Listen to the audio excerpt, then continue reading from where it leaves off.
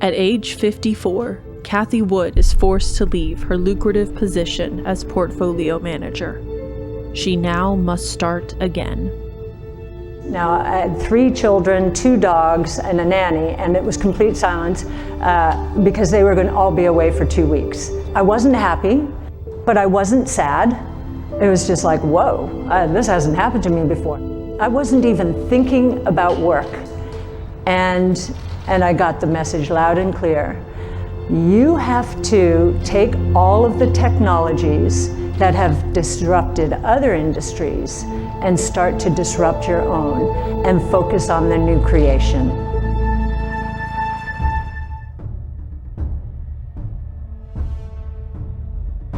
In a world dominated by men, Cathie Wood became the symbol for a new generation of investors. They challenged the establishment by forging their own path.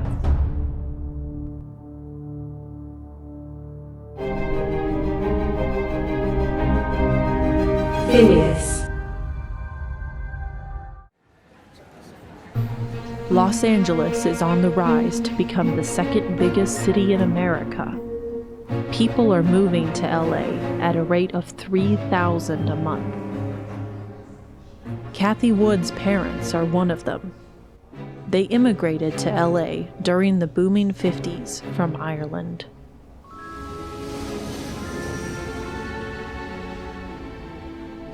Wood's father serves in the U.S. Air Force as a radar engineer. I think from an early age, Cathie Wood really admires her father, who pushes her to think like an engineer. Due to the constant change of deployment locations, Cathie's family regularly moves around the United States. This really exposes her to different ideas, different people, and also makes her very adaptive to change.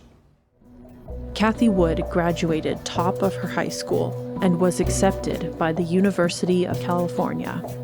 Having been born the child of immigrants in the United States, I was very fearful as I went into college that, I was the oldest and I had to carry the mantle for the family.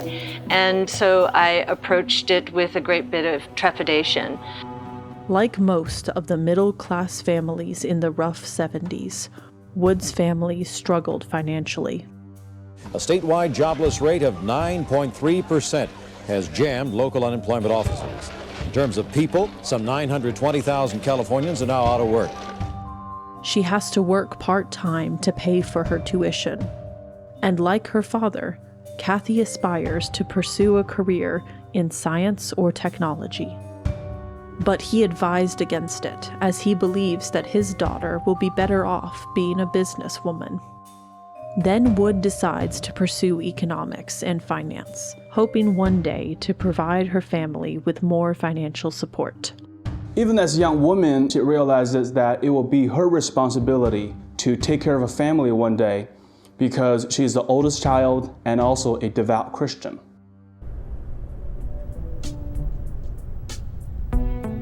In college, she studied under the acclaimed economist Arthur Laffer.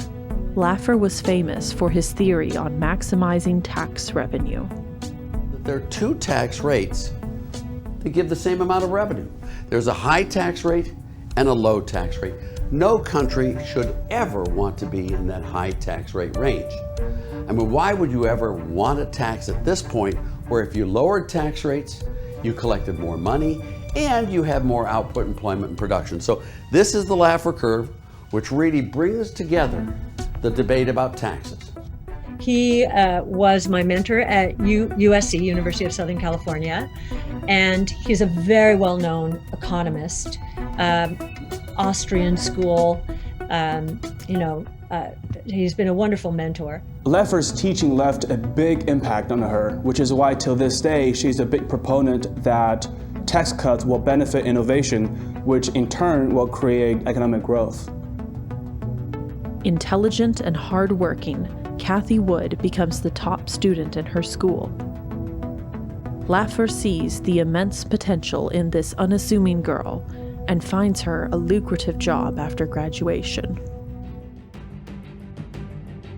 Cathie became the assistant economist for Capital Group. one of the largest investment companies in the early 1980s, with assets over tens of billions of dollars. Cathie Wood's career is taking off, but then after 3 years, she is scooped up by another investment company in New York as chief economist. She is just barely 25. Jennison Associates was a young investment company at the time. As their chief economist, Cathie Wood is facing the U.S. economy at a tipping point. I have directed Secretary Connally to suspend temporarily the convertibility of the dollar into gold or other reserve assets, except in amounts and conditions determined to be in the interest of monetary stability and in the best interest of the United States. The 70s were among the worst decades for the U.S. economy. And by the time the 70s ended, it was a total mess. Prices went up infamously during the Carter presidency. Inflation was increasing and unemployment was increasing at the same time. That wasn't supposed to happen. Inflation hits everybody. Unemployment, even at its worst, hits only about 10% of the population at any one time. And so the public shifted its concern from unemployment to inflation in a massive way. By 1980, all of that was about to change. I want to work in Washington to roll back the crushing burden of taxation that limits investment, production, and the generation of real wealth for our people. A job and savings and hope for our children is part of that dream. At that time, Reagan's economic policy wasn't really tested, and the market was very wary of it, and many people believed that Reagan would collapse the economy for good. But Cathie Wood thinks otherwise. As an investment firm, Jennison regularly invites economists to lecture their employees about inflation and interest rates. We must put into place rules for financial behavior for private sector. Nicknamed Dr. Doom, Henry Kaufman was the chief economist at Salomon Brothers. Critical of the Reagan administration, Henry Kaufman warned in 1981 that the president's economic policies would drive interest rates and the dollar sky high. Do we economists know anything? And it was a very legitimate question, because if you don't know enough to capture the most extraordinary event, economic event, in all of our lifetimes, what in the world do we really know? For the first few years, Reagan's economic policy didn't seem to work, and it was very popular to criticize him, and someone even tried to kill him. So a lot of people supported Kaufman's claims. Except Cathie Wood. After a thorough analysis of her data, she finds evidence contradicting Kaufman's claim. Doctors doom and gloom. No, doctors doom and death. Right. Yeah. Yeah. Yes. And that's where I learned about, wow, if everyone is going in that direction, and back then it was inflation and interest rates are embedded in the system at a double-digit rate. This is the early 80s. Right. And someone dares to go the opposite way after those who had gone the opposite way had been bludgeoned. Wood challenges him by arguing that interest rates have peaked and may even go down. But being a young woman in finance in the early 80s, she was easily dismissed. It's obvious that Cathie Wood was a constant underdog, even from the very beginning. By October 1982, inflation has fallen to 5%, and long-run interest rates began to decline. The Fed allowed the federal funds rate to fall back to 9%. We've been really, really busy. We were swamped at the beginning of the week, and business has been great all the way along. As America rises from the 70s economic slump, Cathie Wood's career is reaching a new height. She rises through the ranks, soon becoming the managing director for Jennison. By 1998, after 18 years at Jennison, Cathie Wood has built a career that others can only dream of. She accomplishes that while also raising 3 children. It was the height of the dot-com bubble. Cathie had witnessed the incredible rise of many tech companies, and there's a sense that she wants to strike out on her own. In the 1990s, the booming economy led to the rise of a new type of investment funds, the hedge funds. Due to their unique setup, hedge funds allowed their managers to make billions of personal fortune. I would argue that probably most of them do not make money, but a handful of them make a tremendous amount of money, and they have made the founders of the hedge funds extremely wealthy. And partly this is because they charge very hefty fees, much higher fees than you would pay to Vanguard or, any of your mutual fund companies. While Cathie is contemplating her next moves, one of her colleagues is already thinking of starting her own hedge fund. Lulu Wang is a highly profitable hedge fund manager that no one knows about. She is quite mysterious. No one knows her fund's performance, but she regularly makes $50 million donations, and she's on the board of many big companies like MetLife. So one can assume that her fund's doing pretty well. But Lulu Wang started from a modest place. After college, Wang became a housewife, but she quickly became tired of it and decided to pursue an MBA from Columbia. Similar to Wood, Wang climbed through the ranks of Jennison Associates and became their executive vice president, managing over $4 billion of assets. But that is not enough. By 1998, after witnessing the rise of hedge funds and the unthinkable fortunes they amassed, Wang wanted to start her own fund.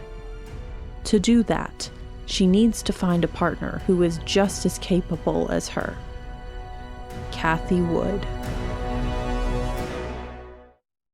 By 1998, Cathie Wood and Wang started their own hedge fund, 𝒥𝓃𝓃𝓶 Capital Management, well on their way to making a killing in the market. It was right before the dot-com bubble. As the new year begins, an estimated 2.5 million computers will be on the network, serving as many as 20 million people. During a bull market, capital is much easier to acquire. By 2000, her fund garnered $800 million of assets, the largest female-led hedge fund at the time. But it soon became obvious to Cathie, a hedge fund was not her true calling. And sure, hedge funds have been so lucrative for asset managers. But if you see everyone moving into hedge funds and private, and you look at a new wrapper that's actually a good deal for the end investor, and you go with low cost and public, using the private market valuations as an umbrella, maybe, just maybe, you'll be onto something big. Her passion is at picking stocks of companies with world-changing potential, ones that are undervalued by Wall Street. By the 1990s, the tech revolution is ushering America into a new age. Interest rates declined, providing the necessary capital for innovative companies.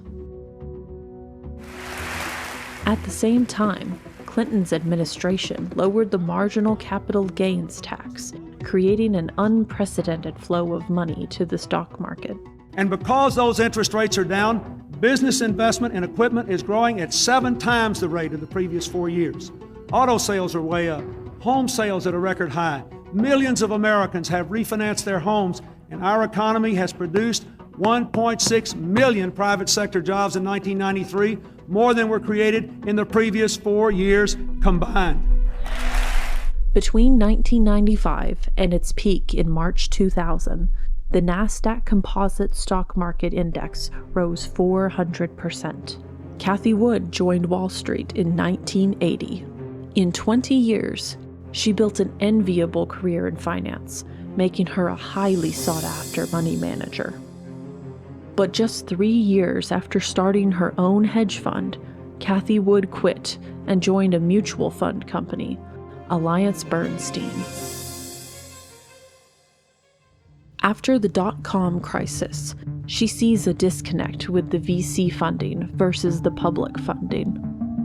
I felt that it was a huge unmet need in the market because after the tech and telecom bust and then 08, 09, So over those 10 years and even longer, we saw risk aversion rise in the market. And what did that mean? It meant to move towards indexed or passive strategies. We saw companies in the private markets trading for 10 or 20 or 30 times the valuations. At this point, Cathie Wood started developing her thesis on the exponential growth of innovative companies. At Bernstein, Wood was given $5 billion to manage. She looks at places no one sees, investing with strong conviction in high-growth, smaller-cap stocks. Before 2006, Wood's fund outperformed the indexes virtually every year. But her portfolio is volatile for her investors to stomach. I did manage $5 billion at AllianceBernstein prior to launching ARK. And we were very thematic in our orientation. We were a bit of an odd duck within that organization. A portfolio like hers is extremely volatile during a liquidity crisis. Although it is rare, it still happens. Bear Stearns was forced to take an emergency loan funded by all of us. Taxpayer bailout prompted investors to dump Bear Stearns stock. The housing crisis of 2008 was one of the most severe liquidity crises. As companies come under pressure, as they lose their short-term funding, they begin to dump assets, and that in turn created pressure on the stock market, which dropped very sharply, and other asset prices came down as banks and trust companies trying to raise liquidity were dumping assets on the market. Because her investments are in smaller growth stocks, their price tends to be more volatile. And during a liquidity squeeze, they tend to fall harder than others, due to the smaller number of buyers in the market. As a result, Cathie Wood's fund fell harder than the S&P 500 in 2008. People they react too much to short-term things in the stock market, whereas they behave quite rationally when they get into other investments. If you've got a farm that's producing for you, if you've got an apartment house that's fully occupied, why in the world would you sell it today because of what's happening in Ukraine? Cathie Wood believes her stocks will eventually recover. But it does little to promote the confidence of her investors, and some start withdrawing money. She managed a mutual fund, which is unlike a public company. Investors can actually withdraw their money from the fund. Worrying about losing clients, executives at Bernstein asked Cathie to buy some index funds in her portfolio. Because portfolio managers and analysts, they run back to what they think is safety. They tend to run back, diversify their portfolios, get them closer to benchmarks. Our stocks are disproportionately punished in the early stages of a correction.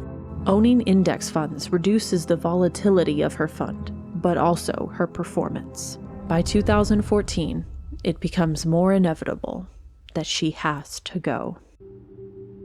At 54, Cathie Wood has made more money than 99.9% of Americans, enough to retire for life.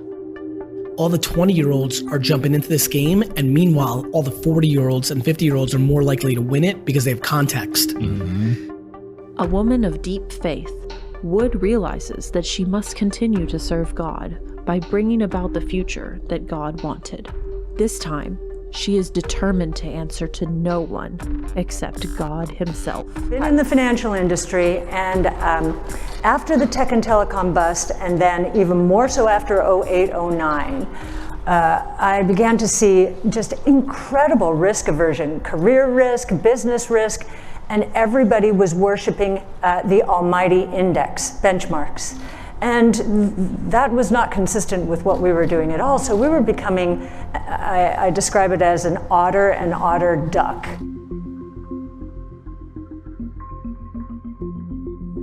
Cathie Wood dreams about building a new type of ETFs that don't yet exist in the market.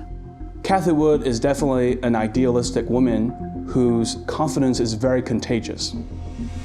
If you think about it, what's a stock price if it's not a symbol of confidence? She has this confidence because she believes that she is divinely inspired. While it is inspiring to dream, Cathie's faith is about to be tested. Many other people thought we were going to fail, but I just didn't believe that. And one of the reasons people thought we were going to fail is here we chose a wrapper that was dominated by passive portfolios and put an active strategy in there. And people thought that was crazy. While Cathie Wood has done thorough research on her investment ideas, her fund sees virtually no tractions. After 2.5 years of no traction, effectively, I began to say, wow, was that a bad move? Without enough capital, she struggles to bring her dream into reality. That changes when an unexpected investor comes calling.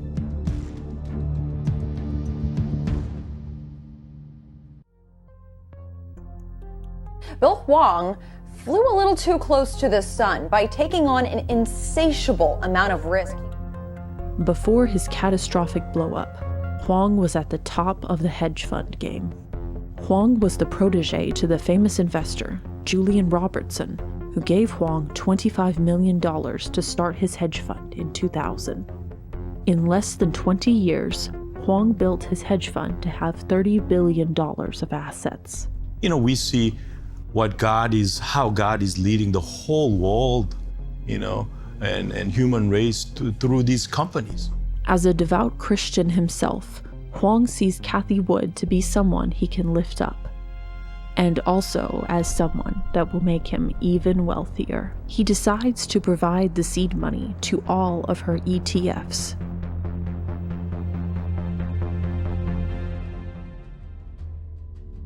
Hwang's funding gave Cathie Wood a boost of confidence. But to actually succeed, she will need to find a way to stand out. After the housing crisis of 2008, people's confidence in active management has nearly vanished. As you know, indexing has continued to perform really well against a broad base of active managers. What I would say is high-cost active management is essentially dead as a practice.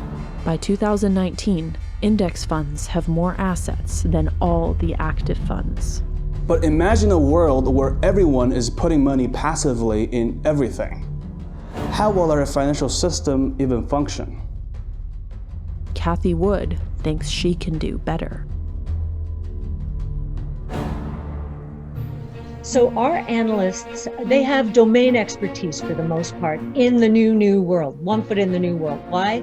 Because they've just been educated in CRISPR gene editing and have experimented with it themselves, or they've worked in the industry. Not only that, Wood capitalizes on the rise of social media like Twitter and Reddit. Wood realizes she could do what GitHub did to software by making her research openly available. In the investment world, a lot of fund managers like to pretend to be sophisticated, often hiding their so-called proprietary research. It is because they don't want you to see through them. By 2018, she was still rather unknown in the investment world. But that is about to change. I've got to start with Tesla because for months now, you have said this is a $4,000 stock. Given all the drama over the last few weeks, do you still think that? Yes. That is a 1,100% increase from its price at the time. At the time, Tesla struggled to produce enough Model 3s.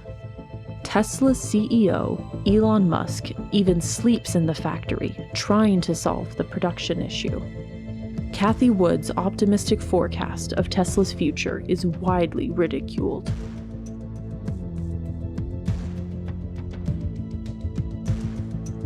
By 2021, Tesla has surpassed her price target, 2 years ahead of her forecast. While she was dismissed by the establishment in 2019, there is one group of investors taking notice of Cathie Wood: the apes. By 2019, there are nearly 5 billion people online. On Reddit alone, there are 430 million users. Since the financial crisis, people have grown more and more distrustful of Wall Street. It's just that the investment banking profession We'll sell shit as long as shit can be sold. On Reddit, many retail investors start gathering to share research and make investments countering that of Wall Street. By 2019, the movement is still small, lacking funds and momentum. But a historical event will forever change that. We saw our third trading halt in just 6 sessions right at the open, a 15-minute halt with the S&P down 7%. As President Trump said, coronavirus may be an issue through July or August.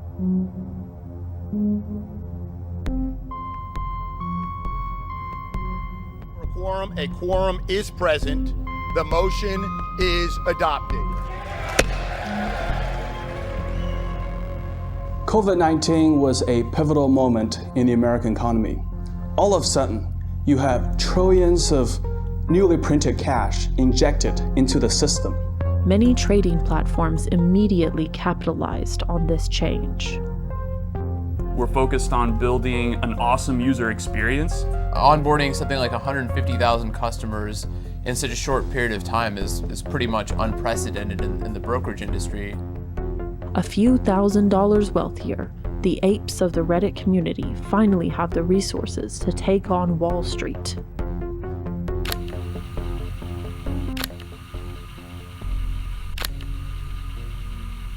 You're witnessing the French Revolution of finance, where the proletariat is rising up to change the order structure in finance. And they're able to do that because they have costless data, they have costless trading.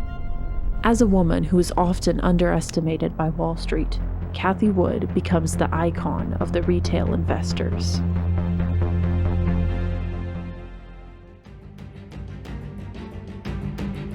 The world is changing. Since 2008, America has enjoyed over 10 years of a bull market. Driven by innovation, the finance industry is undergoing a drastic shift. Cathie Wood is the face of this change. Driven by relentless passion, Cathie Wood turned a middle-class upbringing into her own empire. For the past 3 years, many of her predictions have come true, or are coming true. But her strategy is still volatile, and the market remains to be unforgiving, as ARK investors are about to find out. It's a new piece from Barron's highlighting that investors have pulled a net $2.7 billion from the funds since the end of June. By the beginning of 2021, ARK had a 14% drop to date. A 14% drop in market value is not something that an index fund investor can tolerate. But not the disciples of Cathie Wood. And here we are a volatile strategy. Right.